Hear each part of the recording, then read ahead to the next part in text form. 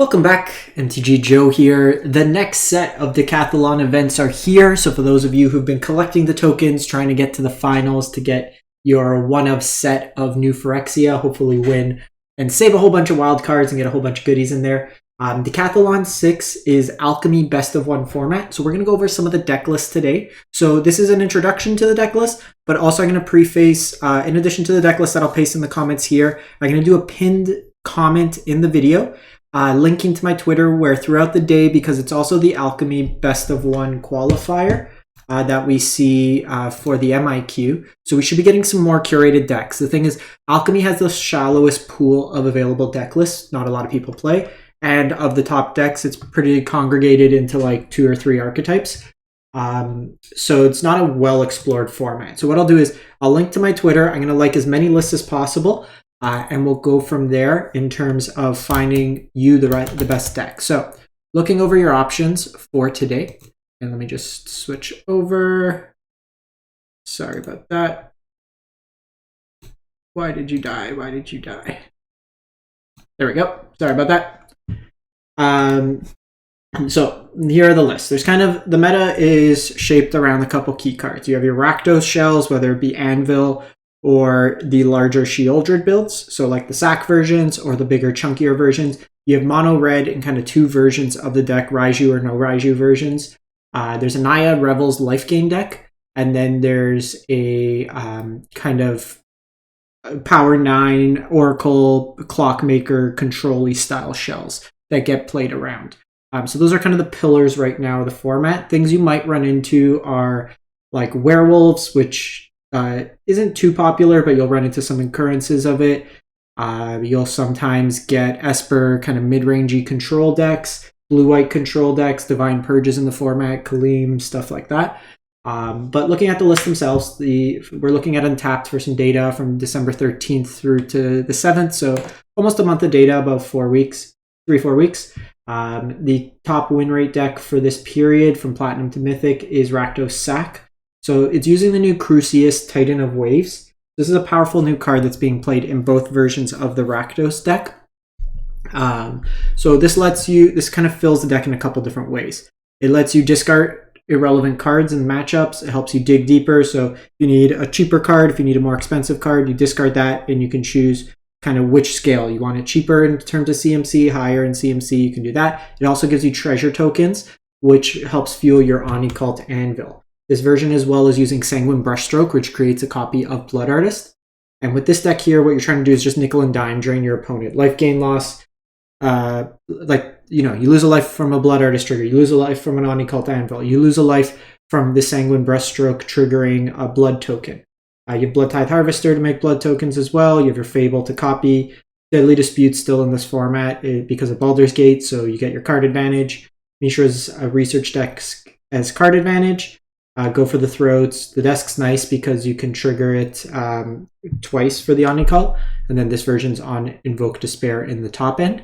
A cool kind of thing here is with Crucius, you can discard any of your 3-drops, you create a treasure token, and then if you choose higher, you always get Invoke Despair, and then you could always Invoke Despair on turn 4.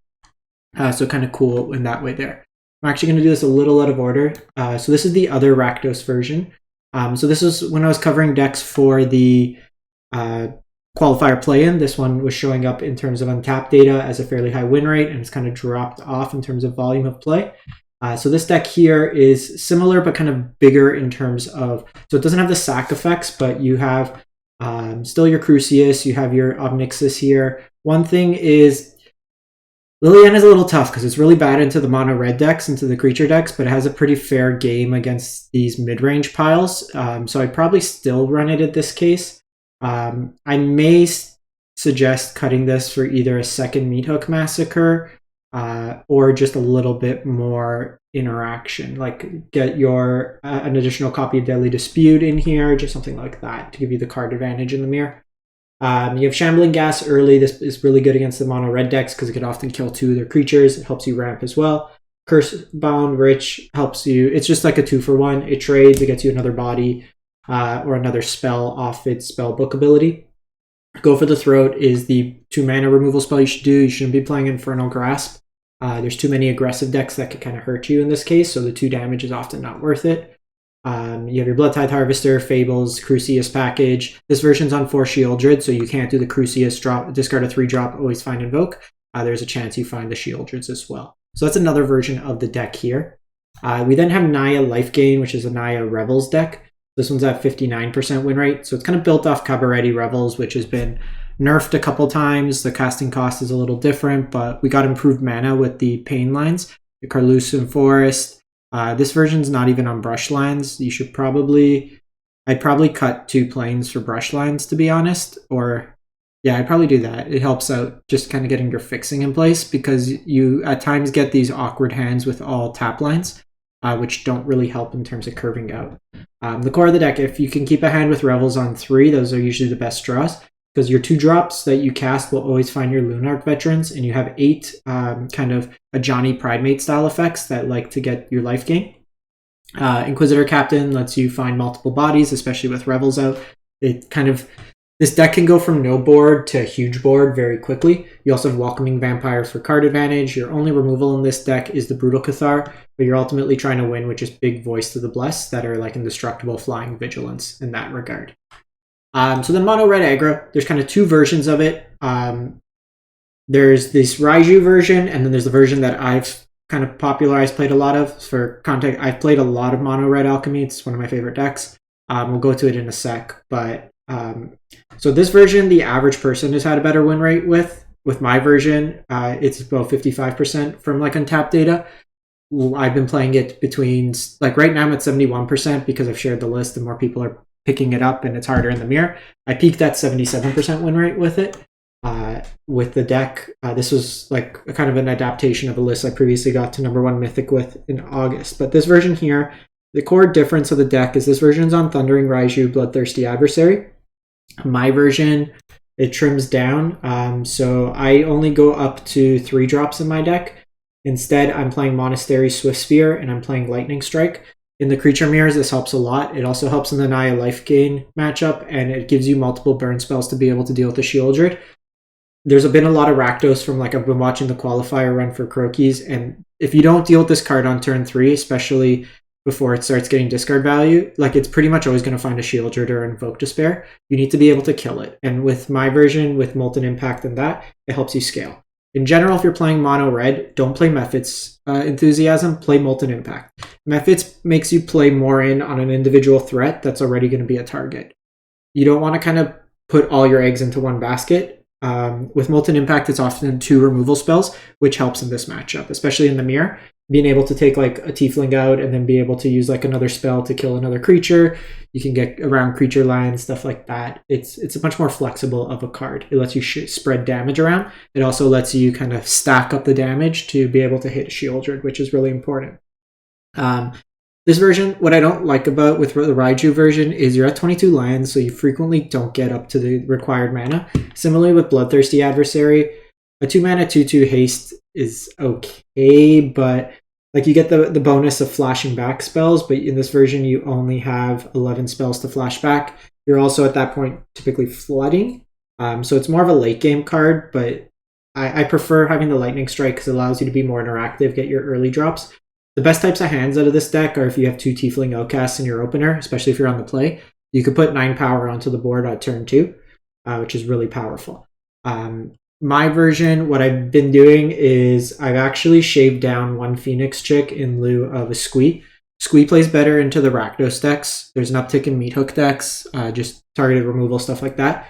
Squee allows you to put pressure on your opponent. It must be answered without having you to overcommit in terms of cards to the board. That's usually the way, and then it also gets you another card to escape from the graveyard.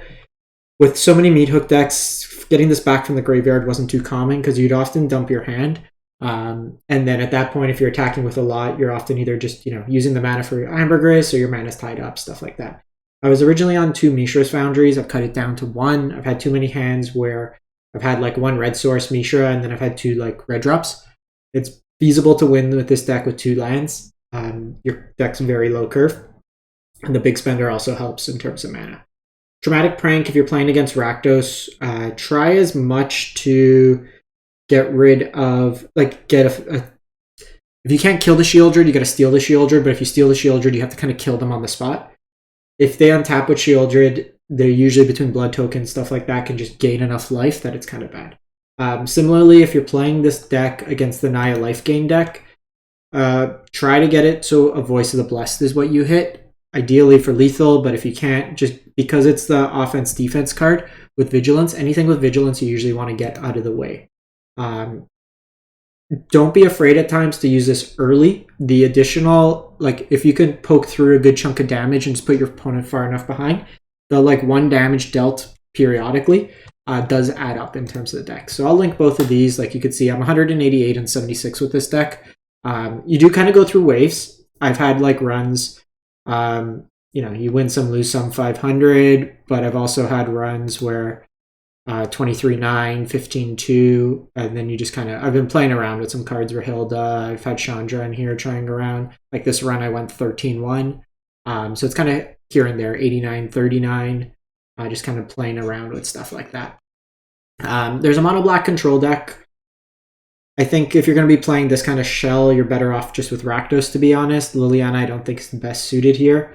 Meat Hook's very good in this format. It is the nerfed Meat Hook, so you don't gain life off your opponent's creatures dying, just when yours die. But this is kind of like the standard adjacent, pretty much all standard cards. There's a lot of powerful alchemy cards that aren't featured in this deck, which you should be probably playing the Rakdos version. So I'll link this one, but I think if you're going to be playing these black-based mid-range decks, Fable and Crucius are just so good that you should be playing those. The last deck I wanted to show you, this is the one I was watching Crokies play today. He's had a bit of an unlucky streak in the qualifier, but he's 21-10 with it. It seems like a cool deck if you want to be doing these types of things. So it is a Rusko Clockmaker deck.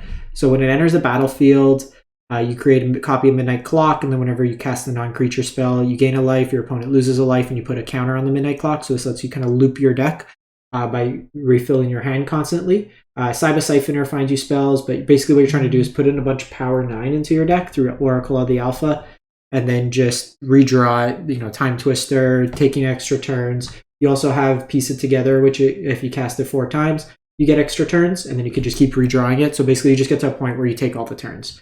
This is another cool deck if you want to try it out. So those are starting points. As always, like we did with the other events, drop in the comments if you've had success with any other lists. And I mentioned I'll link a pinned tweet to my Twitter. I'll like as many decks as I can that come across my timeline that have done well in either the play in qualifier or in this, so you get the most amount of ideas. But I want to give something as the decathlon was starting for deck ideas that you can start off with. So as always, if you enjoyed this type of content, for the decathlons, we've been doing deck lists for the entire thing, but I do also do weekly meta breakdowns for each of the formats on Arena. We look at data that we see here, for example, with Untapped, showing win rates, loss rates. We analyze each format, look at meta trends each week for across all the formats. So if you want to elevate your game, find the best decks, or just find new ideas, new cards to play with, definitely subscribe to the channel. It helps me out, costs you nothing, and it's greatly appreciated. In any case, thanks for watching, everyone. Hope you have a great one, and stay safe out there.